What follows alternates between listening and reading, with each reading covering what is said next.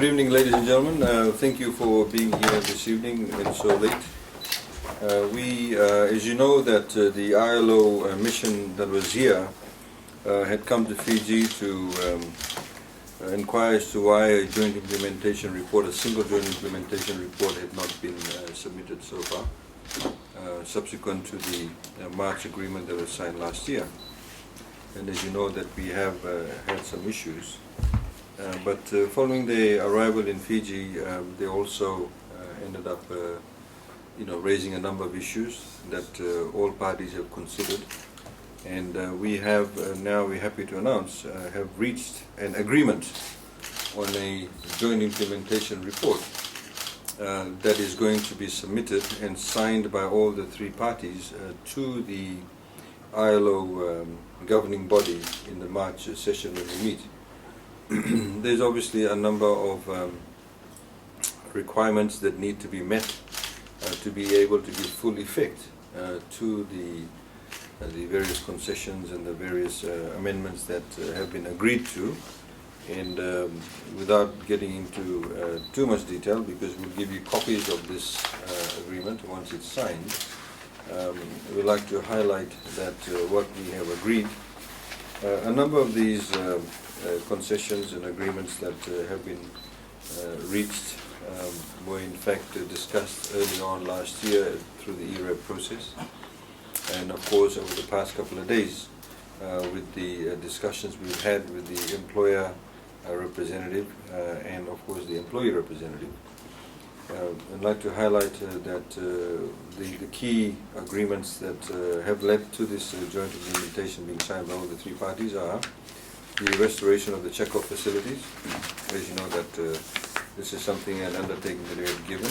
There were some issues surrounding that in terms of its implementation, but we have just emphatically now stated that in the agreement, that there'll be a reduction of the notice period for strike from 28 days to 14 days for those industries that fall under the essential services. The reinstatement of individual grievances which were discontinued by the ENI decree, as well as the ERP amendment decree, which shall be reinstated and determined by the Arbitration Court for Expeditious Adjudication. In simple terms, what it means is that when the ENI decree came into force originally, there were some individuals who had some grievances that were before the Employment Tribunal. As a result of the ENI coming to effect then, those individual grievances or matters before the courts were actually struck out. So this agreement essentially says that those matters that were on foot or before the tribunal at that point in time can now be reinstated, and they will be reinstated before the arbitration court. We've also, as was agreed through the ERAB last year, and of course there's an agreement now also to invite the ILO to provide any technical assistance that may be required, and the removal of the reference, the fifth point, to the bargaining units under the employment relations promulgation. And essentially, again, emphatically stating that allows workers to freely join or form trade unions. We also have a provision of enterprise trade unions that can be, of course, formed, and they, like any other trade union, needs to be registered. Enterprise trade unions, as you know, in some countries exist where people who work within a particular organization decide to form their own union. And it's organized by people from within that organization. But they, like now, under this agreement, have to register like any other trade union under the ERP. We've also removed through this agreement the restrictions that were placed on bargaining units, which of course no longer exist, or now for that matter any trade union that is formed where they weren't allowed previously any representation from outside when they actually negotiated over the table. The other agreement that has been reached at is that there were some people whose services were terminated when during the ENI period. Now, those people whose services had been terminated by the individual employer have now the ability to, within 28 days, seek adjudication before the arbitration court. However, what redress that they can get is by way of compensation, and that compensation is restricted to $25,000 maximum. And but anybody that has been terminated because of any established or proven corruption, abuse of office, fraud or theft, or whereby they've already had criminal charges laid and they have actually been found guilty, won't have the ability to seek any recourse before the arbitration court. Lastly, but of course not least, there were about 2 or 3 trade unions that were deregistered because of the E&I coming into effect.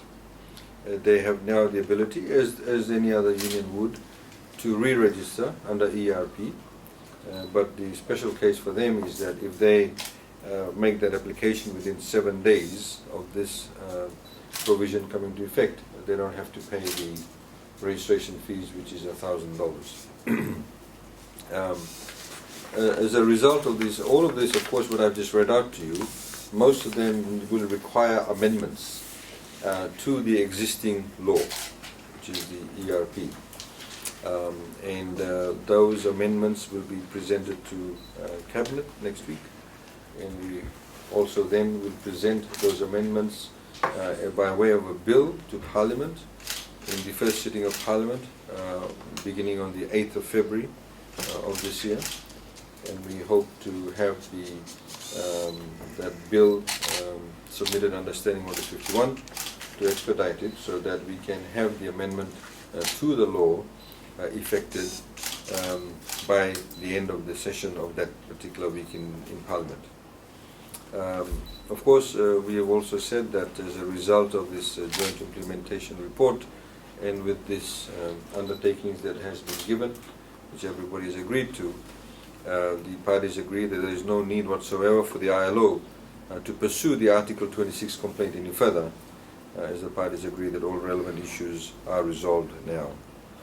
The parties also agree that the ERAB will continue its work in reviewing labor laws in Fiji, as it should, and as it has always been doing, including the ERP matrix. Those of you who know about it, there's something like a 350-page document that looked at various aspects of ERP. This work has been going on for probably about 2 years or so, and that was done by a subcommittee. Now the ERAB will consider that and make, obviously, as provided for under the law, recommendations to the Minister for Labour to ensure that Fiji does comply with any of the ILO conventions that Fiji has ratified as far as labour standards are concerned.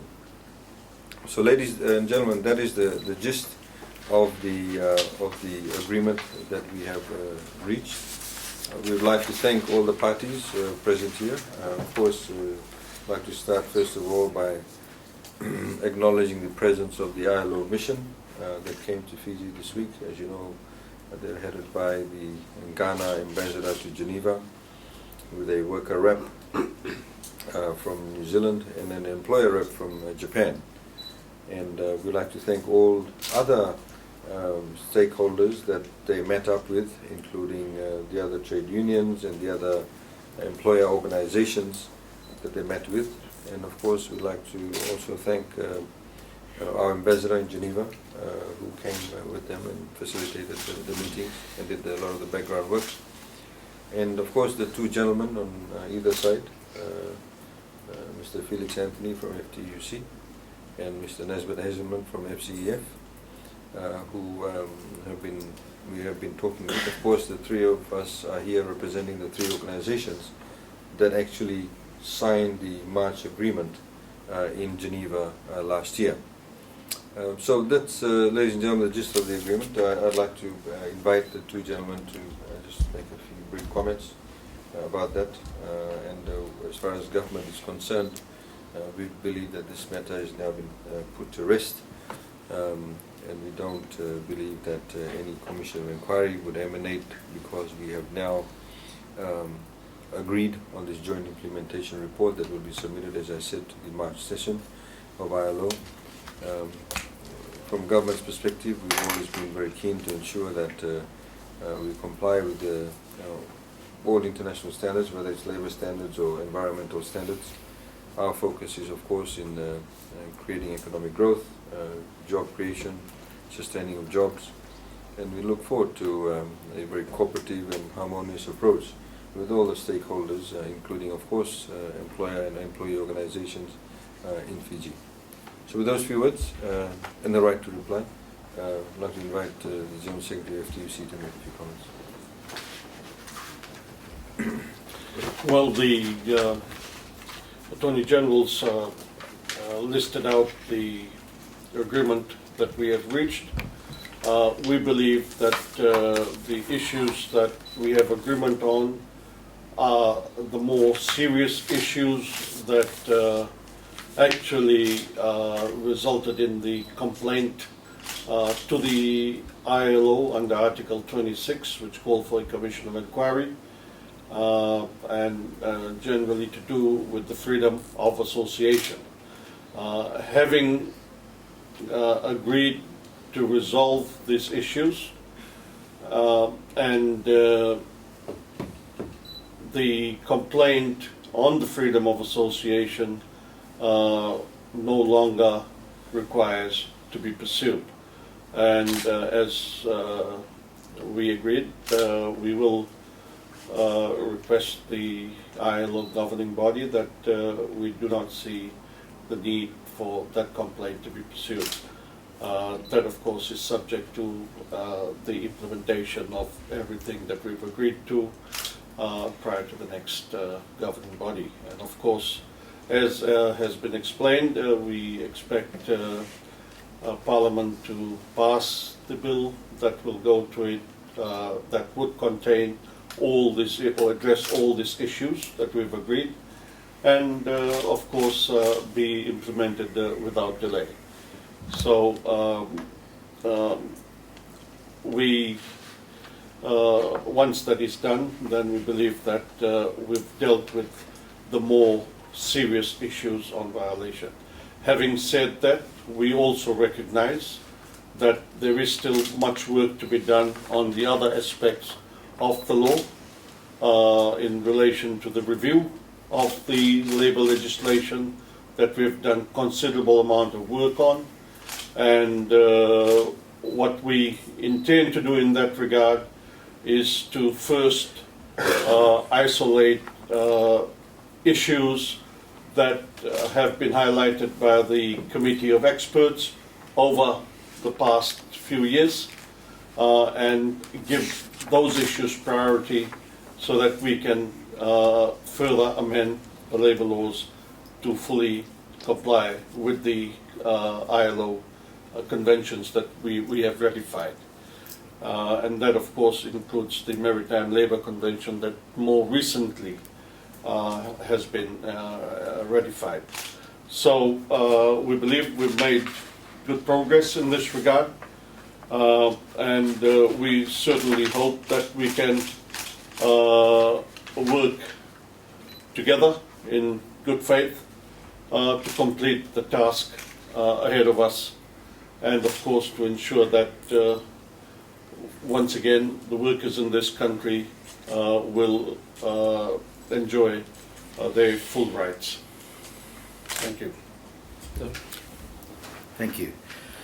From the employer's perspective, we're very pleased that we've reached this stage. It's been a very, very long week, and I can tell you there's been some very difficult negotiations that we've managed to conclude by way of this document. We'd like to thank the Fijian government, the trade unions for coming to the table and discussing, frankly, issues, and I'd like to thank the role that the AG has played in ensuring that we've come out now with a document that we can take back to ILO. And for businesses in Fiji, I think they'll be very, very pleased.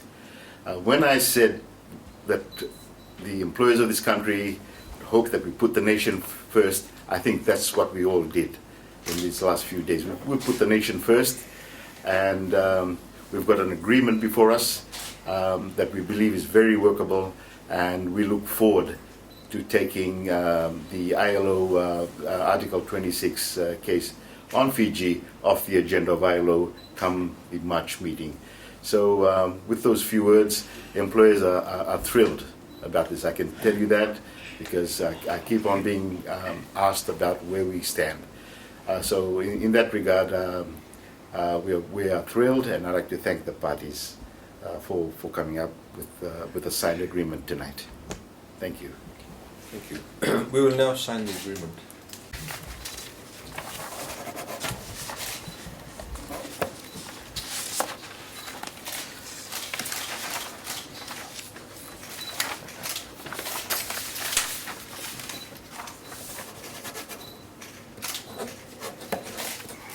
Again. Thank